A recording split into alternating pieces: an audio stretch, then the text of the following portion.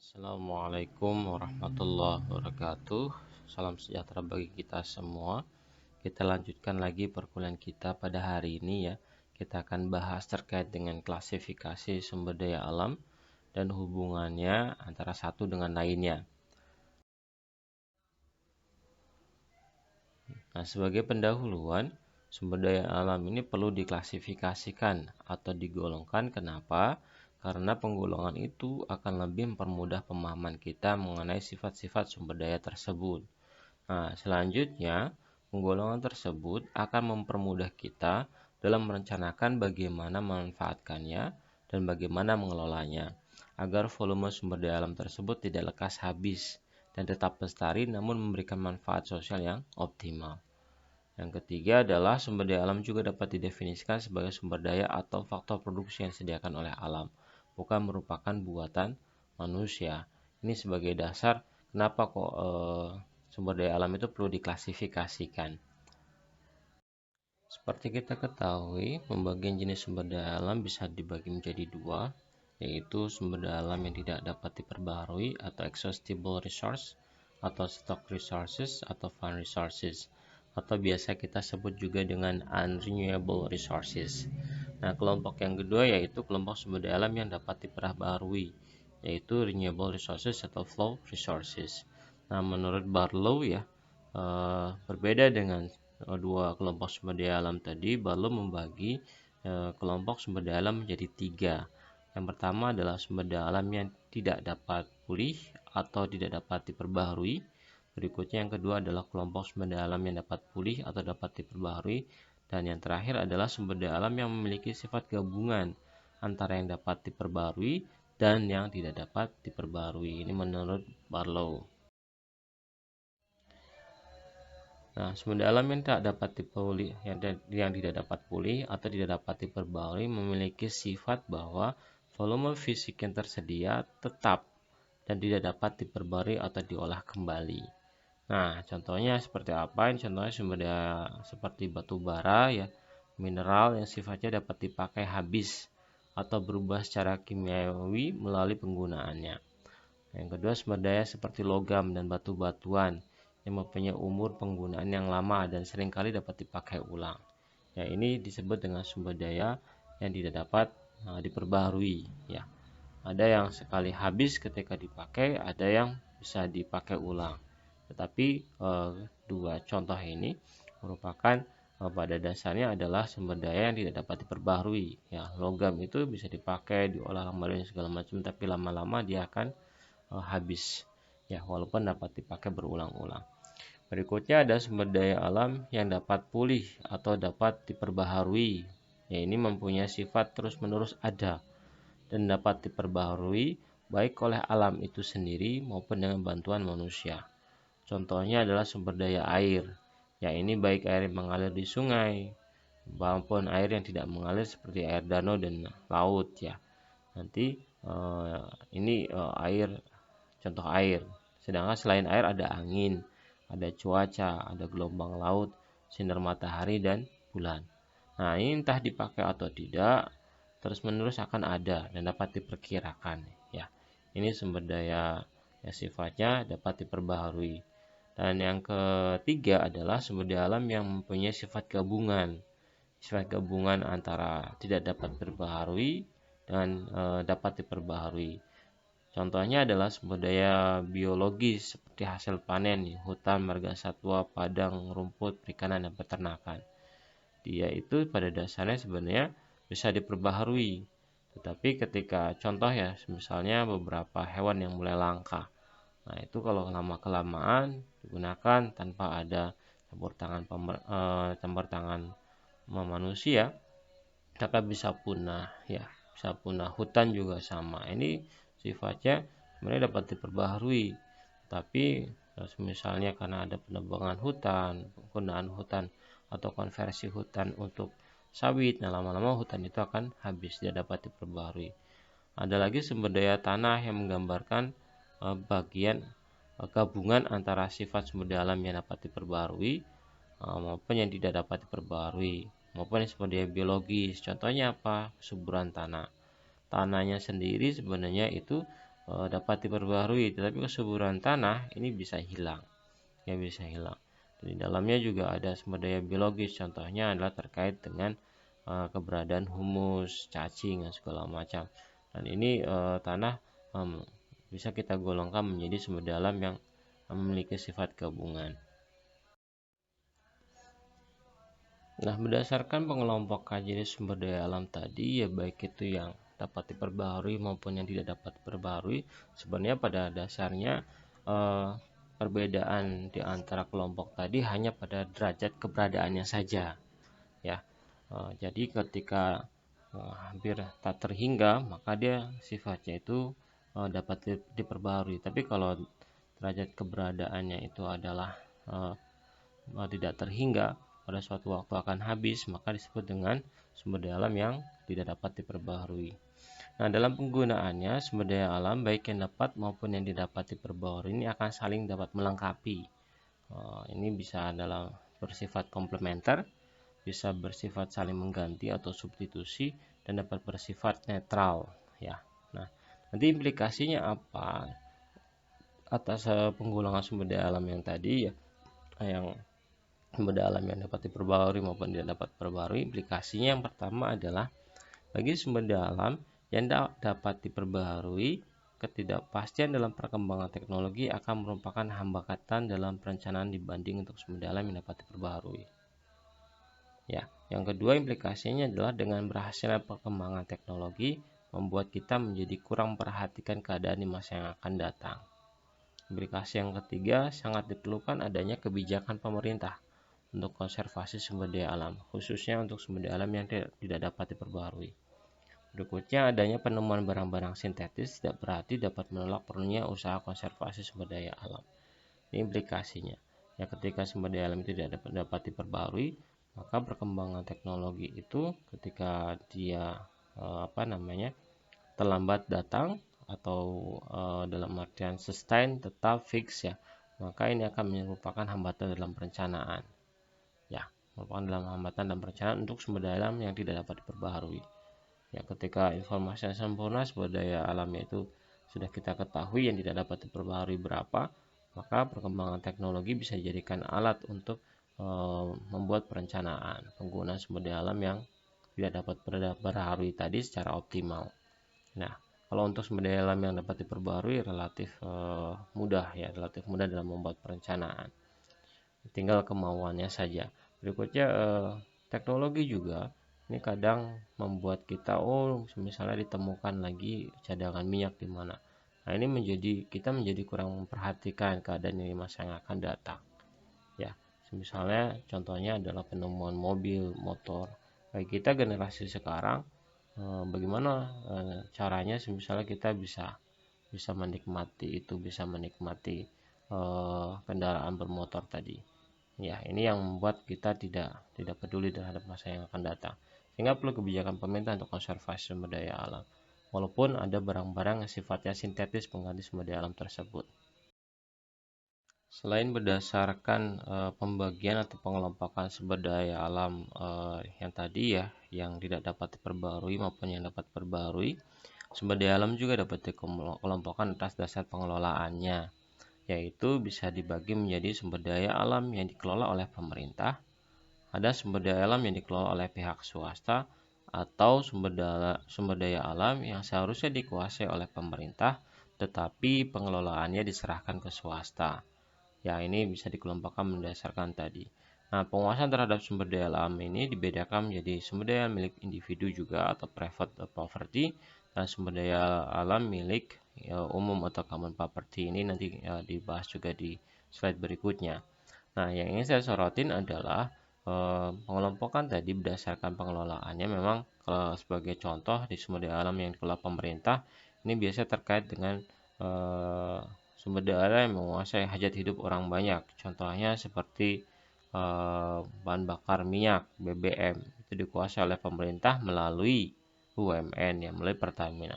Berikutnya ada listrik, kebutuhan listrik, karena menguasai hajat hidup orang banyak, maka dikuasai oleh pemerintah yang pengelolaannya diserahkan kepada BUMN juga, yaitu PLN. Yang lain contohnya misalnya perusahaan air minum, PDAM, Itu karena menguasai hajat hidup orang banyak, maka pengelolaan air minum dikuasai oleh pemerintah melalui PDAM misalnya di tingkat pemerintah daerah ya. Ini sumber daya alam yang dikuasai atau dikelola oleh pemerintah. Sifatnya dia menguasai hajat hidup orang banyak. Berikutnya ada sumber daya alam dikelola oleh pihak swasta. Ini sifatnya memang kepemilikannya pribadi ya. Contohnya misalnya sawah. Ya, swasta di sini bukan hanya perusahaan swasta tapi individu masyarakat ya. Baik itu perseorangan maupun dalam bentuk perusahaan. Nah, itu contohnya tadi sawah, yang lain dan segala macam ya, pertambangan yang tidak menguasai hajat hidup orang banyak ya. Ini dikelola oleh pihak swasta.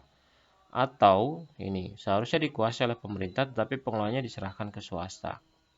Sebagai contoh, dalam Undang-Undang Dasar 1945 pasal 33 ayat 1, 2, 3 terutama ayat 3 ya, di mana dikatakan kalau bumi, air, dan kekayaan alam lainnya dikuasai oleh negara dan digunakan untuk sebesar-besarnya kesejahteraan rakyat. Tapi dalam kenyataannya sumber daya alam contohnya seperti batu bara, terus berikutnya adalah ada beberapa cadangan minyak bumi itu harusnya dikuasai oleh pemerintah tapi dikuasai oleh swasta. Batu bara di Kalimantan itu yang bergerak adalah swasta. Terus berikutnya adalah cadangan minyak misalnya kita ini juga diserahkan ke swasta, contohnya ada beberapa perusahaan swasta non BUMN, contohnya ada Chevron, ada Shell yang menguasai itu. Contoh yang lain adalah Freeport. Kalau kita tahu kekayaan alam ini kan harusnya dikuasai oleh negara, tetapi ini malah dikuasai oleh Freeport. Ya, maka ini yang menjadi PR besar kita ya, penegakan Undang-Undang Dasar 1945 memang masih ambigu di situ, masih tidak sepenuhnya dilakukan ya, yaitu memang political ekonomi seperti itu. Nah, ini pengelompokan sumber daya alam berdasarkan pengelolaannya. Nah, berikutnya sumber daya alam juga bisa dibagi menjadi sumber daya alam primer dan sumber daya alam sekunder. Apa itu sumber daya alam primer? Sumber daya alam primer ini merupakan sumber daya alam yang langsung diperoleh dari alam tanpa ada proses pengolahan. Misalnya air, udara, angin, dan matahari. Ya. Nah, sedangkan sumber daya alam sekunder yaitu sumber daya alam yang diperoleh setelah dibudidayakan oleh manusia. Misalnya hasil pertanian, hasil perkebunan, dan hasil persawahan. Dan kadang keberadaan sumber daya alam sekunder ini bisa tidak terlepas dari penggunaan sumber daya alam primer. Contohnya misalnya air atau tanah ya. Ini digunakan untuk pertanian, untuk perkebunan. Yang berikutnya angin digunakan untuk listrik, sumber daya listrik dan segala macam ya. Ini sumber daya alam primer dan sekunder. Memang satu sama lain tidak bisa terlepaskan antara sumber daya alam dan primer dengan yang sekunder. Nah, berikutnya bagaimana hubungan antara sumber daya alam dan penggunaannya ya.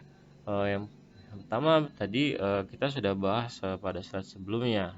Apabila dua atau lebih sumber daya alam diambil dari bumi dan digunakan atau dikonsumsi dalam proses produksi, maka terdapat hubungan yang sifatnya bisa. Yang pertama adalah komplementer, yang kedua adalah substitusi, atau yang ketiga adalah netral atau tidak ada hubungan satu sama lain atau netral sifatnya.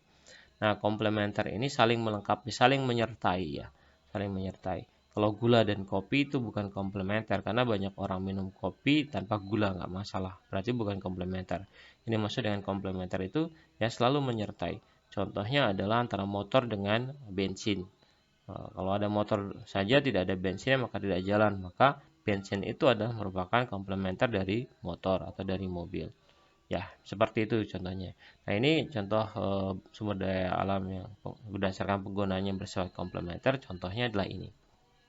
Penggunaan lahan untuk kehutanan dan sekaligus untuk rekreasi. Ya. Seperti kalau di sini di Banyumas ada hutan Limpakus ya. Jadi hutan pinus tapi di sisi lain digunakan untuk tempat rekreasi. Nah, ini disebut dengan komplementer. Atau batu bara dan biji besi untuk menghasilkan baja. Ya. Ini kalau biji besi saja tanpa batu bara ini tidak bisa. Maka sifatnya antara batu bara dan biji besi ini adalah komplementer, saling melengkapi. Batu bara saja tanpa biji besi tidak bisa menghasilkan baja, atau biji besi saja tanpa batu bara tidak bisa menghasilkan baja. Ini sifatnya komplementer ya. Sedangkan ada yang satu lagi yaitu substitusi. Nah, ini bisa contohnya adalah penggunaan waduk ya. Waduk itu ada dua pilihan, bisa digunakan untuk irigasi pertanian atau pembangkit listrik. Nah, kalau digunakan untuk irigasi pertanian, maka debit airnya harus tinggi. Harus tinggi, kita bendung ya waduknya. Nah, setelah itu kita alirkan kan dari bendungan itu kita pecah lagi. Sehingga nanti air yang keluar dari bendungan itu yang ke aliran utama itu akan semakin kecil. Nah, kalau semuanya digunakan untuk pembangkit listrik, maka tidak bisa digunakan untuk irigasi pertanian, kecuali nanti aliran yang sekunder di bawah bendungan itu atau di bawah waduknya itu. Ini jadi saling substitusi. Kalau bisa digunakan untuk irigasi pertanian atau pembangkit listrik. Nah, berikutnya, pembagian sumber daya alam juga tadi di atas sudah saya sebutkan ada yang milik umum atau milik bersama ya, atau milik pribadi. Nah, ini pembagian sumber daya alam berdasarkan tadi ini disebut atau dikategorikan berdasarkan property right-nya, hak kepemilikannya ya. Nah, sumber daya alam dapat dimiliki perorangan atau private property resources atau oleh umum atau common property resources. Nah, yang sumber daya alam milik perorangan jelas penguasaannya, ada di bawah seseorang atau suatu badan. Sedangkan sumber daya alam milik umum atau milik bersama, penguasaannya menjadi jelas apabila sumber daya itu sudah ditangkap atau dikuasai oleh seseorang atau suatu badan. Ya, jadi kalau belum ditangkap, nah ini masih sangat ini. Contohnya danau di mana misalnya. Kalau belum ditemukan ya sudah. Ya, itu belum jadi sumber daya alam umum ya. Tapi kalau sudah ditemukan oleh seseorang atau oleh suatu lembaga atau suatu badan atau suatu institusi, maka jelas itu milik umum atau milik pribadi. Nah, ada suatu statement yang mengatakan bahwa common property is no one property and no one property is everyone property. Atau artinya sumber daya itu ya bukan milik siapapun dan berarti pula sumber daya milik umum itu dimiliki oleh setiap orang. Nah, ini bukan berarti pula seperti ini. Ya. Jadi pada dasarnya sumber daya barang umum itu tidak ada yang memiliki.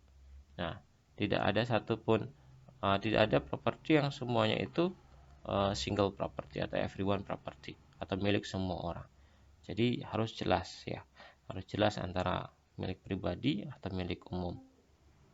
Nah, oleh karena itu sumber daya milik umum ini memiliki kecenderungan untuk cepat habis atau punah karena adanya tragedi dari kepemilikan secara bersama itu atau tragedy of the common. Jadi karena milik bersama, maka apabila seseorang tidak mengambil sumber daya itu, maka orang lain akan mengambilnya. Nah, mindset mereka seperti itu. Sehingga daripada sumber daya itu habis diambil oleh orang lain, maka setiap orang akan cenderung untuk mengambilnya segera. Nah, ini ya, barang umum, barang publik ya. Akan seperti ini. Contohnya adalah kalau di kita pasir ya. Pasir di sungai ya kan seperti itu. Tapi walaupun sekarang jarang penambang pasir. Kalau saya lihat di Banyumas juga jarang. Tapi kalau di daerah lereng sekitar Merapi ya, di Magelang, di sungai-sungai sana itu berlomba-lomba. Ya, ya kan pasir pasir hasil letusan Gunung Merapi itu, wah itu banyak peminatnya dan itu berlomba-lomba orang untuk mengambilnya. Kalau tidak diambil, maka akan orang lain yang akan mengambil. Sehingga berlomba-lomba dan cepat habis.